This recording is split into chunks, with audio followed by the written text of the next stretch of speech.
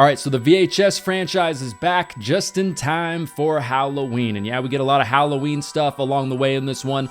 A lot of gore and just some absolute nastiness as well. So hold on to your butts and let's talk about the 8th movie in the franchise called VHS Halloween.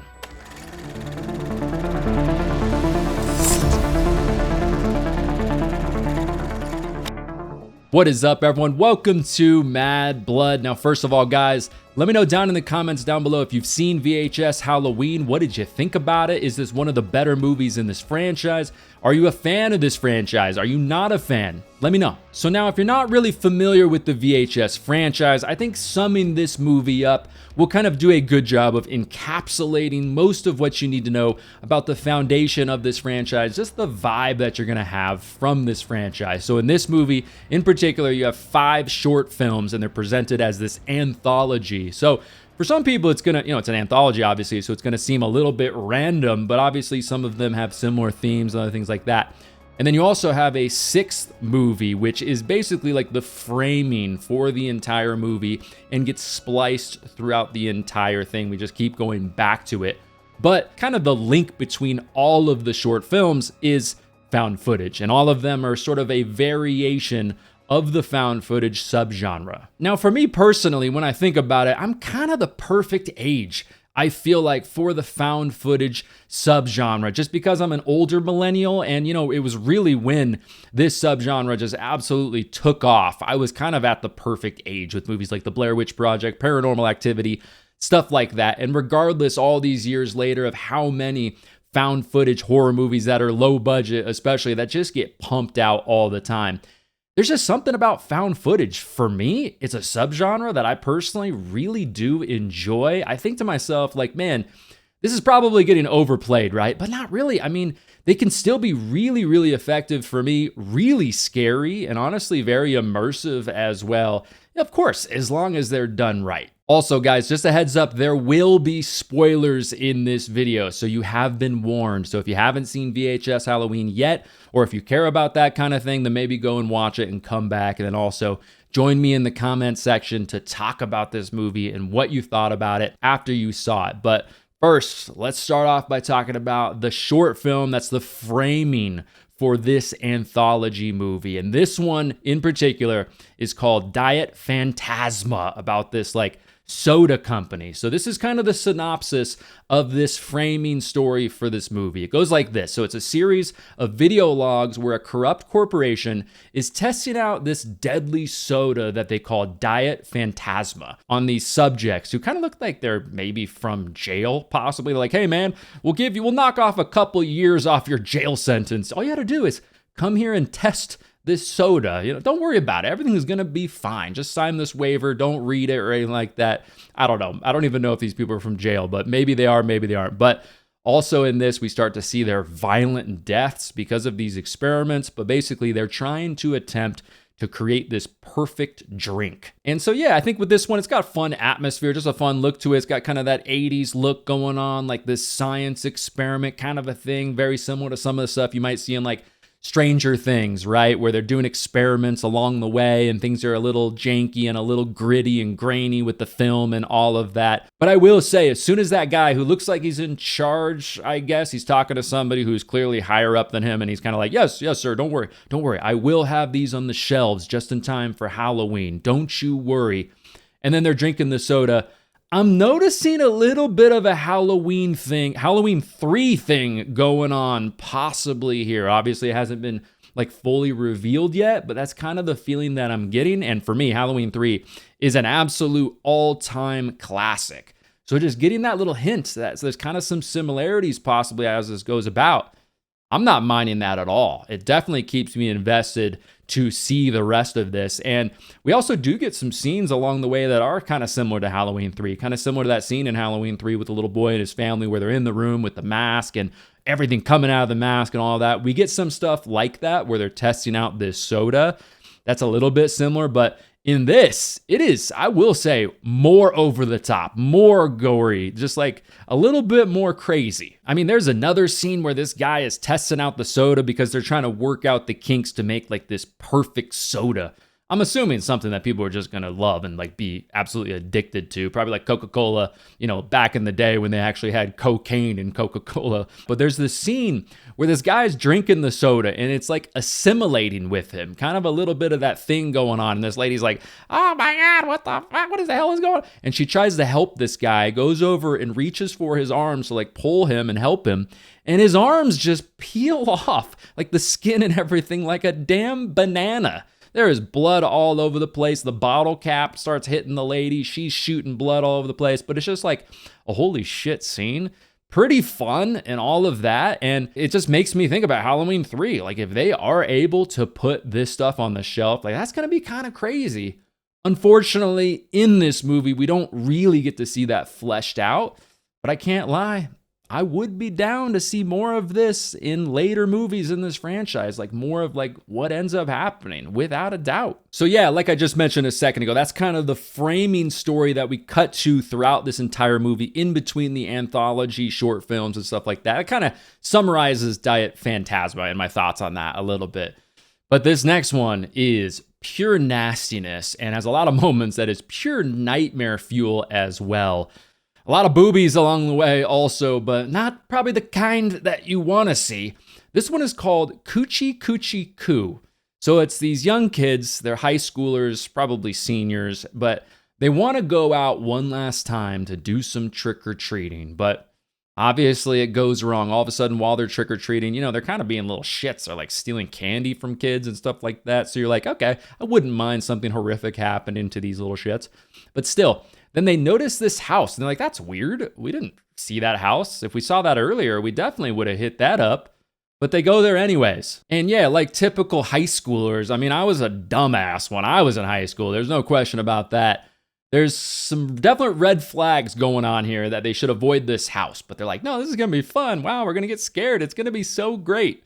Terrible idea. But so this one definitely shares some similarities with Barbarian, that movie to me. If you've seen that, you'll know what I'm talking about. But if you're a fan of Barbarian, you might enjoy this one.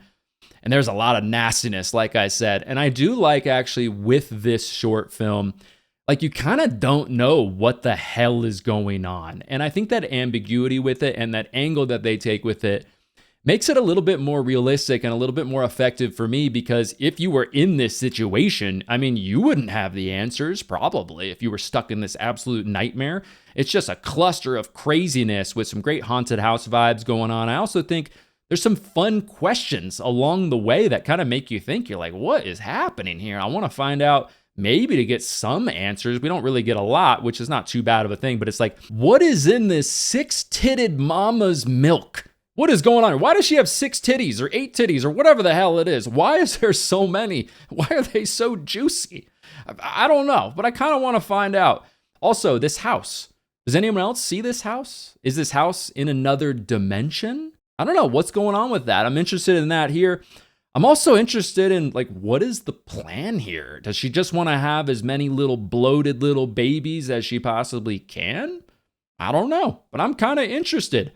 But overall, yeah, this one definitely plays very well, I'm sure, for kids who are in high school. Kids are just on that fringe of not being young enough, but too old probably for trick-or-treating and getting into mischief a little bit along the way. But it is pretty unhinged. You have some nasty, like, adult, like, giant baby stuff going on here.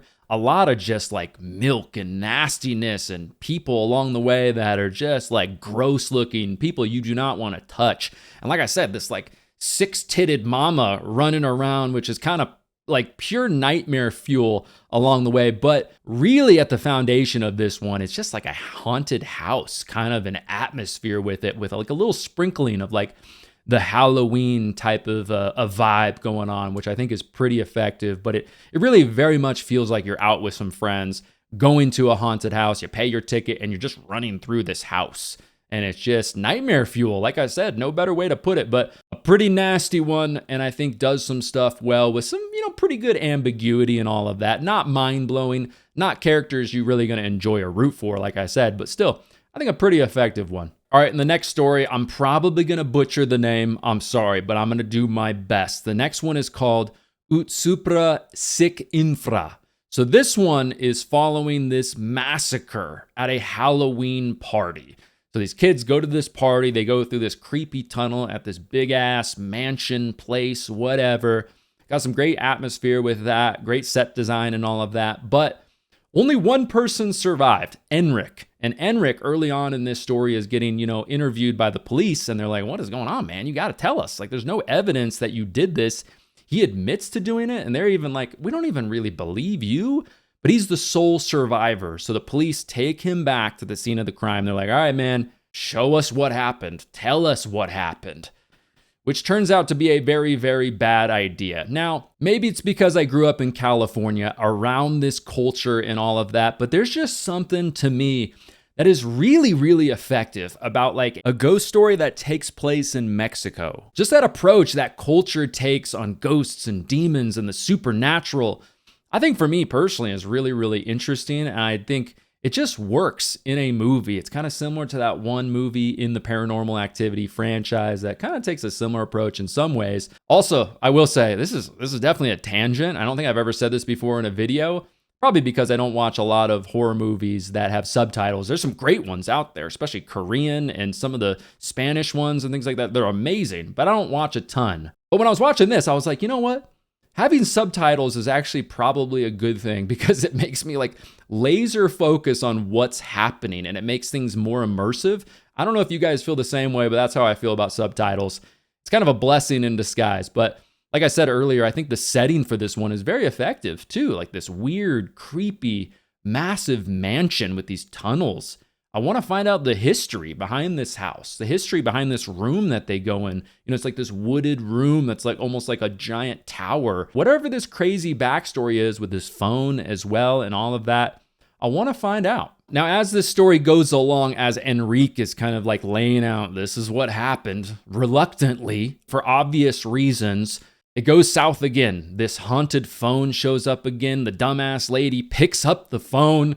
And then eventually Enrique, once again, is like a demon again. And there's a moment here. This isn't the nastiest film in this movie by any means, but there is a moment that is very nasty and juicy and pretty damn gross when he starts gouging, because earlier they showed us that everybody lost their eyes, but they didn't find the eyes. So where are they? What happened? And we see here probably what happened. And this guy starts taking these people's eyes out, at least this one in particular. And yeah, you would think we've seen that a million times, but this is not your normal eye gouging scene that we've seen in the horror genre so many times before, where they just kind of shove their thumbs into the eyes, a very easy practical effects, kind of a scene to pull off for production and things. No, this one I feel like is way more realistic and believable. They don't use any over-the-top sound effects, which I think really, really works. Reminds me of some of the stuff in Weapons also, where they don't use like the theatrical over-the-top, just subtle sounds, like would be the case if this was actually real. But this guy just goes over there and like is slowly pulling out their eyes, and the shot just sits there and lingers and lingers. And it is very, very nasty. So that part's pretty effective. And I'm going to mention this throughout this review of VHS Halloween, but the practical effects in this, very impressive. Hollywood, take notes. We're seeing way too many $20 million budget horror movies, 30, 40 million, whatever, with horrible gore. And we get stuff like this where the gore throughout this entire thing is honestly pretty damn amazing. Take notes, please. But overall with this one, it's a pretty straightforward type of a ghost story with like a haunted item kind of an angle to it, very similar to some of the stuff we see in the Conjuring franchise and stuff like that, but still pretty effective for me with the acting and this location and the set design and just this idea also of this horrific thing happened. And now we're going to reverse engineer this with the police and go back to the scene of the crime and then kind of see it unfold once again. Yeah, I think it's a pretty fun one. All right, let's get into the next one. And this one gets way more bonkers than the one I just talked about. It's way more silly and comedic and over the top and crazy and more gory as well. This one is called Fun Size. So this group of friends after this Halloween party that had no candy, and they're kind of pissed about that there's no candy. So they're like, all right, you know what? We're going to go out and trick or treat. So they go to this house and it has the typical bowl and it says, take one. Do they take one? No, absolutely not. Do you guys take one or do you take multiple? Let me know down in the comments down below. but it comes back to bite them in the ass. So what ends up happening is one of the kids in particular gets sucked into this bowl of candy, which leads to all of them getting sucked in. And there's some stuff in this episode that very much reminds me of the Goosebumps show from the 90s, but obviously just like a bigger budget, gorier, crazier, way more adult, of course. You guys know those conveyor belts at the airport? Of course you do. You put your stuff on them, they x-ray them to make sure you don't have like giant knives and bombs in there and stuff like, you know what I'm talking about. Well, they have those conveyor belts in this as well, but instead of an x-ray in there, they just have these saws in there. So these kids get taken into this another dimension and they're just kind of in like an industrial complex, it seems like. But one of the guys gets put through this conveyor belt thing and this guy gets chopped the hell up. It is very, very gory. I mean, at one point, like his dick is just on the conveyor belt going slowly and they're like, that's his penis. And then that thing just gets chopped in half like it's a cucumber. Well, or I guess more appropriately, I should say a fun size Snickers, you know, the veins and all of that, everything going on. And then like his body parts start getting turned into like caramelized candy and packaged into these candy things, which ties back into the earlier moment when they were eating the candy from the bowl. There were these candies or these chocolates or whatever in this packaging. And they're like, we've never seen this brand before. What is this? Let's look it up on our phone. We can't find anything about it. Well, this is what it was. And one of them was penis shaped. And that's probably what it was. And they also talk about it was cream filled and they show the whole thing. But anyways, sorry, man. Yeah, that just happened to you, buddy, in this movie. But still, you know how many foods are shaped like dicks? The best kinds. Name that movie. So yeah, it plays off of that whole thing like, all right, kids, on Halloween, check your candy. You don't know what's going to be in there. There might be something crazy. Check the brand. Just make sure it's legit. But this one is definitely more, like I said, silly and over the top. There's like these weird like Halloween characters chasing them and they're like made of candy when they're attacking them and chopping them up. Candy's just coming out and all of that.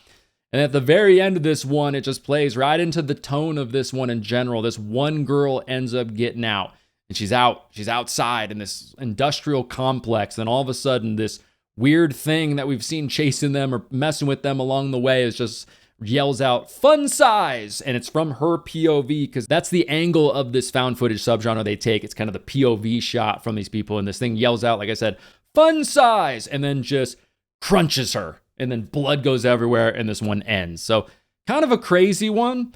Not my favorite. Has some fun kind of things playing on trick-or-treating and the bowl sitting out and all of that. So I get that angle of it. Some crazy gore. So yeah, a decent time. All right, so the next one, it's not my favorite in this movie, but it does have a psychological and realistic angle to it that is kind of scary. So this one, though, is called Kid Print. It's a little bit confusing, just the plot of this one, so I'm going to read it off to you. This one is this guy named Tim Kaplan. He runs an electronics store where he runs this thing inside the store, which is called Kid Print. And essentially, it is a children's video ID service that is meant to help identify and save kids that have been kidnapped. And they're starting to find out that kids are disappearing. And the store owner is kind of shocked. He's like, this is horrible. Like, what is going on? They're basically canceling Halloween. The only thing they can do to trick or treat is go to this like gazebo where there's a bunch of police and you can kind of just get some candy and celebrate it real quick, you know, right there, you know, in a safe environment and all that. But it's kind of a story that reminds me of like Radio Shack, a place like that, or Kinko's or something. But if you had some dude who is basically like Leatherface working in the back, who's just the creepy, quiet guy who's probably up to no good, that type of an angle to the story, which I guess is kind of cool. But this episode, like I said, is way more like psychological and realistic about like kids disappearing and kidnapping and things like that. Way less supernatural than some of the short films in this movie in particular. But, you know, it makes you kind of think, if you own a store and you have employees who have a key to your store, you know, sometimes they open, sometimes they close. Well, you might want to check on that store from time to time after hours. So yeah, in this one, it turns out one of the employees, like I said, is like doing horrific stuff to these kids. He's like cutting off people's skin and wearing it and making them wear it and torturing them and doing all kinds of stuff. And then in the end, doesn't even get caught. The owner of the store gets murdered by them All of this gets blamed on him for some reason. That part's kind of confusing as well. And then this guy, they do an interview with this creepy dude at the end, and yeah, he ends up getting away, which that interview probably should have raised some red flags. But regardless, you know, an okay short film in this movie. Okay, and the last short anthology film I'm going to talk about in this movie is called Home Haunt. So this dad and his son for years have been just setting up their homemade haunted house, like a lot of us love to do during this time of year and all of that. So this whole short film plays off of that and what could possibly go wrong. So as the years have gone on, this guy's son, who has helped him with this over the years, doesn't want to do it anymore. You know, he's a teenager or whatever. He's too cool for this. He's like, Dad, this is lame. People in the neighborhood even think it's lame. I mean, the neighbors are kind of straight up honest with this guy. They're like, your haunted house is shit, man. I think that part's pretty funny. But despite that, he kind of convinces him. The dad convinces him, all right, let's do this maybe one last time, I think it is. And then they go to this like antique store just to look for some stuff to add to the haunted house. And then the dad ends up finding this record. And yeah, because of that record, everything goes down. And so what ends up happening is some of the neighbors come on over. Hey, come on over to our haunted house and check it out this year. And they're like, all right, sure, fine, whatever, we will. And along the way, they're kind of like, this is lame. Like, come on, you could do a better job. And then they're quickly starting to realize like, oh shit, something crazy is happening here. And it does. I think the set design with this is a lot of fun too, just as it goes along and as it changes. There's a moment in this that is quite brutal for sure. There's a kid that's dressed up like a bumblebee, and this kid gets pulled apart like he's like barbecue ribs at a picnic or something like that. You know, he's like just ripping this kid apart. It is crazy. There's one moment, kind of reminds me of a Goosebumps episode as well, that one with the haunted tower. But yeah, they're in this torture chamber and this executioner is in there, and this guy is going absolutely ham on them, chopping people up. It is bloody as hell. They eventually get him down and chop him up as well. Like I said, some solid set design going on with this one.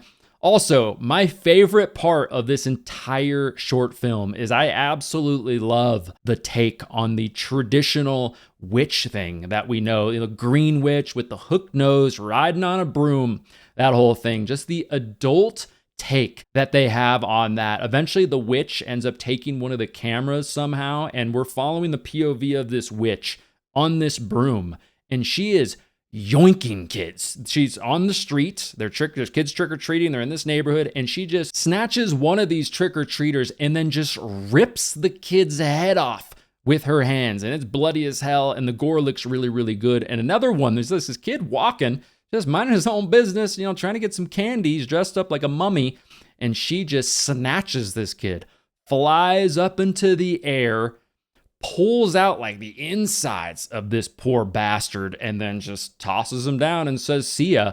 But just that like very gory adult take on the traditional witch and how it's filmed and the gore and how it's just executed, I think it was really good. Then this one eventually ends with a shot back at the haunted house that the dad and his son created. And it looks like this haunted house, the demon thing decorating it, is kind of coming alive and all of that. And that one is not my favorite, but especially that quick scene with the witch. I wish we would have gotten more of that. We do see the witch earlier, like slashing people up with her fingers and all of that. But I thought that part in particular was definitely a holy shit moment. Now, obviously, with an anthology story like this, with this many short films in it, there's not a lot of room for like character building or story building or anything like that. There's just not a lot of room for a lot of fat. So one benefit I do think that VHS Halloween has is it's kind of pedal to the metal throughout the entire thing. It's a little bit long. I want to say it's like an hour and 45 minutes or a little bit more than that, but still, it's just like boom, boom, boom, boom, boom. Things are just happening nonstop. And I will say, just overall, I did have some fun with this one. I think there's some great moments playing off of the tropes of Halloween, which really works along this time of year and is something for me personally that just never really gets all that old. I can see that over and over and over again. I just eat it up, you know. I think there's some, like I mentioned earlier, some really, really impressive gore throughout this entire movie in pretty much all of the short films. I think there's some fun stories with some unique angles along the way, a good mix of kind of like some silliness, nostalgia, some more serious stories and things, just different topics to kind of change things up instead of like a very, very similar like kind of theme that they just slightly vary from. No, there's some very like big variations in the variety you're getting with the short films in this, which I think is effective. And yeah, like I said, pretty effective to watch during this Halloween season. And overall, I did have a good time with it, and I'd recommend you guys go and check it out. All right, everyone, those are my thoughts on VHS Halloween. Again, let me know down in the comments down below what you thought about VHS Halloween. If you want some more videos from me right now, go ahead and check out one of these videos next to me. If you don't want to miss future videos on the channel, the best way to do that is to make sure you subscribe. If you enjoyed this video, please leave a like on it. Honestly, it really does help me out a lot. So all of my social media links are down below in the description. If you want to follow me over there, Instagram, all that good stuff. But again, always great to talk horror with you guys. It is October, the best time of year. The leaves are falling, they're changing colors. It's getting a little crisp and cold out there. This is just the absolute best. But anyways, my name is Matt, and I will talk to you in the next one.